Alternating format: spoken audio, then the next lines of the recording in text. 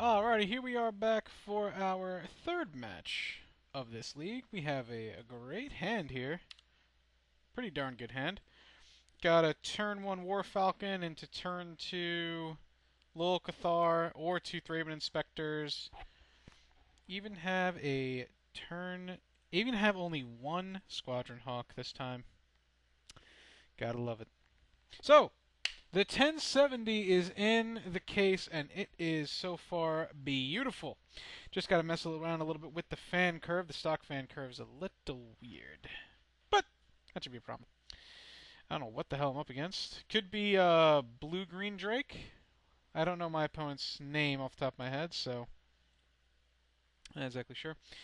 I would rather attack with play the Lul Cathar for the reasons that if my opponent is playing red, um, I think that'll be better. It looks like my opponent is playing the Drake deck.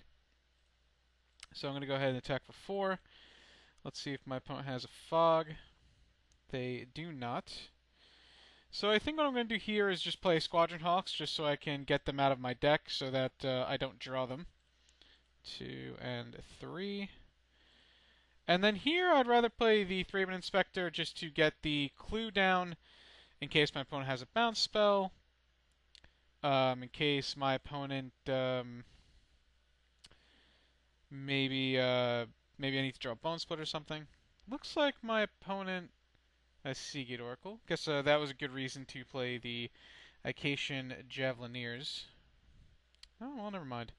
So my opponent's going to play Peregrine Drake the turn that they get to go off. So there isn't really a point in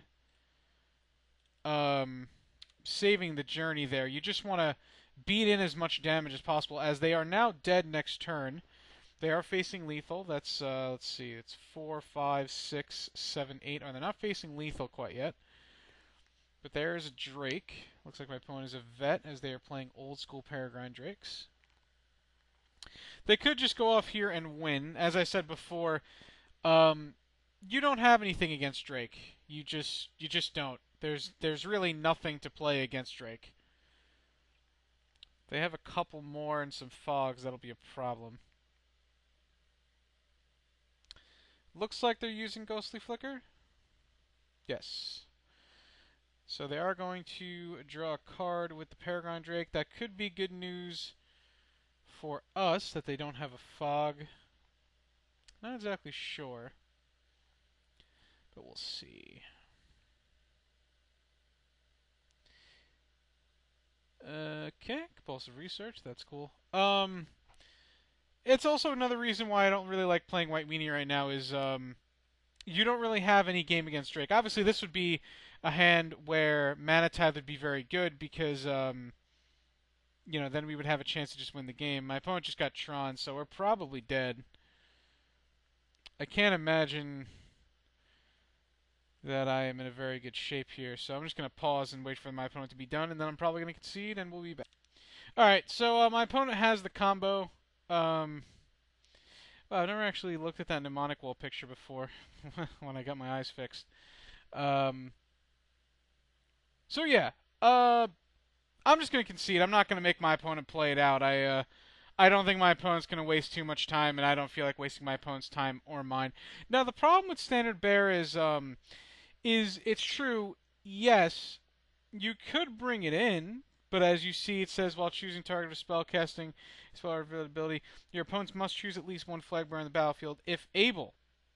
Ghostly Flicker, on the other hand, only targets your permanents. So that doesn't work. They don't have any enchantments.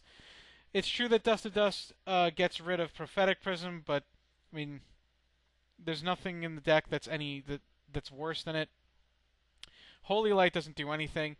We could bring in Veteran Armor, which I plan to do over the Journey to Nowhere. I think that's better. Unless my opponent has the Fangren Marauder sideboard, but if anything, Sunlights is only 1 mana to kill Seagate Oracle or Mole Drifter instead of 2. This obviously does absolutely jack crap. And that's really about it. That's all you have. The problem with White Weenie against Drake is you don't really have enough sideboard spots. At some point in the format, you really just gotta give it. And I really wanted to add Relic of Progenitus um, to the sideboard, but the only thing that you could really do to add it is take out Holy Light. And there's a chance that Holy Light could be taken out. But the other problem is Relic of Progenitus doesn't really beat the better Drake players. The blue-green Drake players, I've beaten Relic of Progenitus very easily multiple times. And the only players that play blue-green Drake, I believe, are the very good players who know what they're doing. And against blue-red Drake, after sideboard, if you've ever played against or played Splinter Twin in Modern, they tend. I'm just going to submit here. They tend to sideboard into a blue-red control deck, just with Drake as a win condition. So there isn't really a point, in doing that. You can beat them down quickly. I mean, we were really one turn off of winning. So take that for what you will. I'm going to keep this hand because it's very, very good. It's a little slow because we're going to have to bounce back and land with Core Skyfisher. But such is life. There isn't really much you can do. Alright. Even with, no matter how strong my hardware is, Magic Online still runs like crap. What a great program. But I digress. Alright. And explore. That happened. Now, ladies and gentlemen, I do just want to say, do keep in mind that I am no White Weenie expert. I do not claim to be a White Weenie expert, nor am I an expert with really any deck that I play here. I always have things to learn, but from testing White Weenie for the past, I'd say, week and a half, from fiddling with it here and there over the course of me playing Pauper, I just have not found a way to really reliably beat Drake, and I think it shows. There have been some decks. Well, first off, I think I'm just going to play another Core Skyfisher here, just put as much damage on the board as possible. And then next turn, we can equip a Bone Splitter, put my opponent to 7, and then they will be dead the next turn. So, as I do fly with everything. Another Explore. Ooh, did my opponent miss on a land? That'd be good. Or are they pretending to draw it off of the Prophetic Prism, or is it a Karoo? Or is it a Falls? They definitely have a land. They're just choosing which one to put into play. I have never found a reliable way to actually beat this archetype, even with the Graveyard Hate. So I just want to get that out there. Looks to me like my opponent is not dead here. I mean, they do bring in fog upon fog upon fog effect, so there is that. Here comes a Seagate, alright. Alright, they had another Urza's Power Plant, so they're going to fog this turn. Unfortunately, I drew a Squadron Hawk, which was the literal worst card I could draw. And I know that they could have Tangle, but unfortunately I just have to attack with everybody here. I mean, it's either going to be Tangle or it's going to be Moment's Peace, and it's going to be bad for me. So there's that. Yep, there's the Tangle.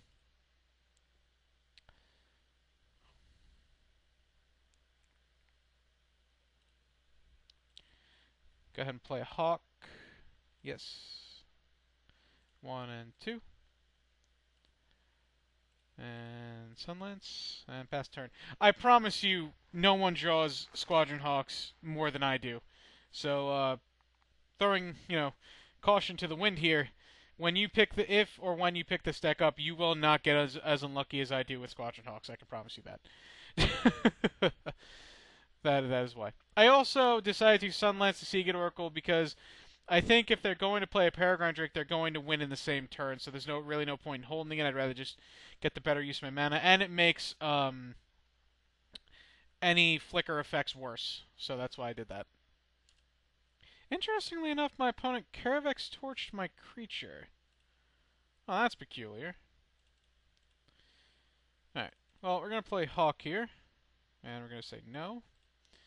And we're going to play another Hawk, and we're going to say no, and we're going to pass the turn. I think my opponent is Caravex torching me to try and throw me off to make him seem desperate, but I don't think I'm going to fall for that one.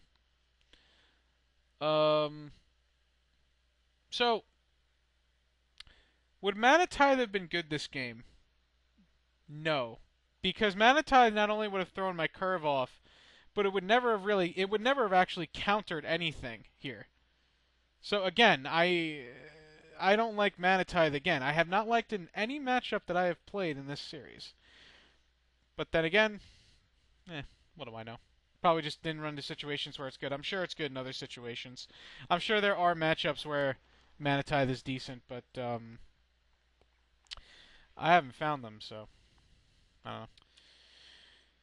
Well, that's interesting. I have not seen anybody playing the 1 mana fog in their sideboard in quite some time. Usually, what they have done now is they have now everybody now plays like 3 Tangle main deck and no Moments Peace, and they sideboard in like 3 Moments Peace or 2 Moments Peace. What I'm gonna do now though is I'm gonna play this guy. I'm gonna draw a card, see if I can get a Mana Tithe. Oh, please, Mana Tithe, win me the game. Oh, please, win me the game. Please, let my opponent play Fog and win me the game with Mana Tithe. Well, I have Lethal, so I do have Lethal, no matter what creature my opponent blocks. Alright, sweet. My opponent feared the Mana Tithe. And we're going to go back in. As I said, there really is not much else to take out or bring in. Just gotta hope that we get a little bit lucky, as we did there, and that's about it. Well, this hand's interesting. My opponent mulliganed to 6, and I only have 1 mana. But if I draw another land, I'll be in decent shape. My opponent's on 61 cards. So now I'm actually a little bit more scared. I'm gonna mulligan this hand. I think it's a big amount of discipline to mulligan a hand like this. Okay, whatever. I think this hand is actually better if I draw a second land, so I'll just go ahead and say that. And if I could draw a second land, you know, I have Squadron Hawk to unmulligan myself, so should be decent. See what my opponent does. I'm gonna bottom my card. My opponent, blah blah blah blah blah.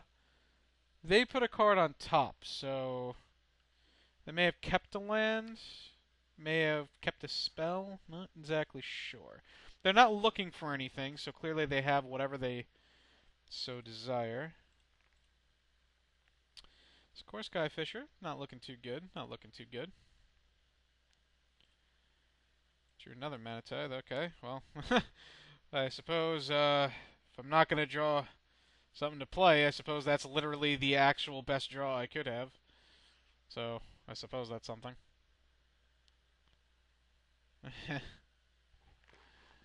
Guess we'll see if I can get my opponent and I did. Mana Tithe. Alrighty. Okay, well. To play Hawk or to play Loyal Cathar? I think here I'm going to just play Loyal Cathar. Just get the most amount of damage into play. And the reason I didn't play Core Skyfisher is because now next turn I could play Core Skyfisher leaving up Mana Tithe if I so choose. Or I could play War Falcon. So let's go ahead and play Core Skyfisher first. My opponent has a 6th though. So... well, they stopped F6ing. Just going to attack here. A cool thing about this is that Tangle doesn't tap this guy down. Aerial Volley. Alright. The opponent had was, yeah, coming to play tap land, so another Loyal Cathar. Alright, let's go ahead and attack for 6.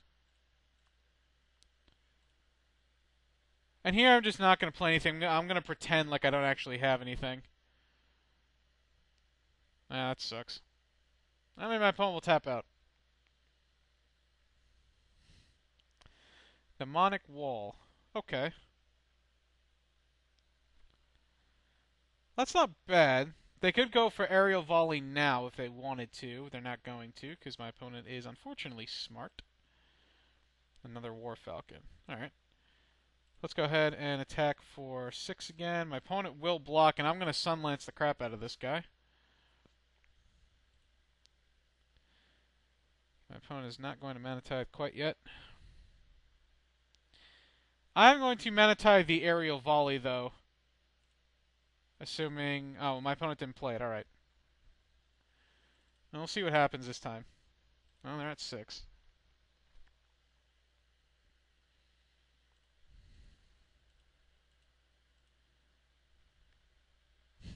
I really put the fear of God in my opponent with this Manatide thing, I think. Which is pretty awesome. Alright. Well, I'm going to play the War Falcon again and leave up Manatide. Opponent's going to go to 2. Pass the turn. Do. Alright. Thraben Inspector. Just in case my opponent has Tangle, I'm not going to attack with the Elite Vanguard. Since I don't actually need to attack with everybody. Yep, Moment's Peace. Peace, bro. Just going to play Thraben Inspector here and pass the turn. Opponent is at 1 point of life. Draw land, alright. Again, just gonna go ahead and attack like this. Then we'll Moment's Peace, yep. Let's go ahead and play... Oh. Let's go ahead and play Squadron Hawk, that way I can't draw them anymore. Yes. 1, 2, 3. Pass the turn.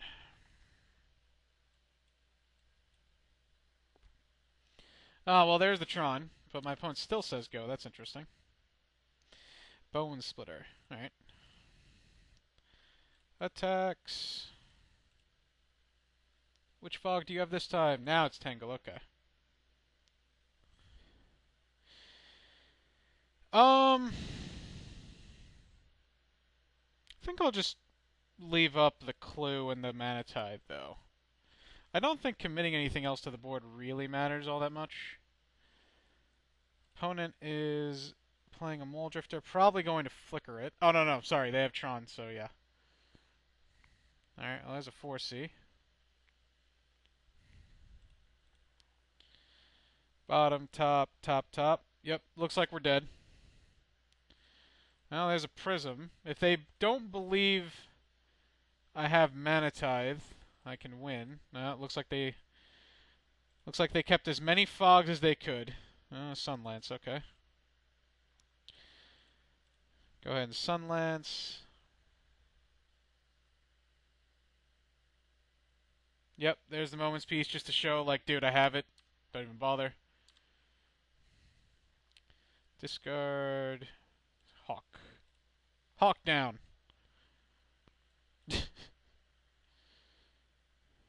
What the hell is this? Oh, Drake, sure. And this matchup in particular is much worse than...